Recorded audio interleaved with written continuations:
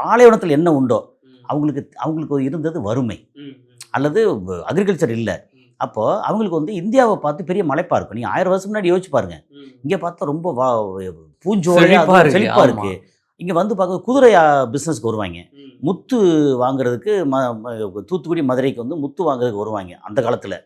Okay, இந்த யவனராணி இதெல்லாம் நீங்கள் சாண்டில்யன் நாவல் படித்து பாருங்கள். அதில் வந்து கற்பனை கதையாக இருந்தாலும் நிறைய உண்மையை சேர்த்து எழுதின கதை நாவல் அது. அந்த மாதிரி முக்கியமான நாவல் யவனராணி.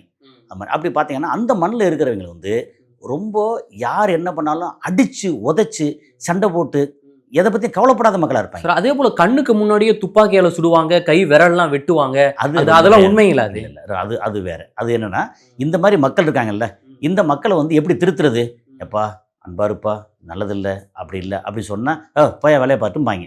ஏன்னா உடம்பும் மனசும் அப்படி அந்த அந்த மண் இருந்தது. ஓகே, அப்போ என்னன்னா நீ வந்து இவனை வந்து அடித்து கொன்னேன்னா பதிலுக்கு வந்து உன்னை கொன்னாதான் உன்னை பார்த்து மற்றவன் வந்து திருந்துவான்.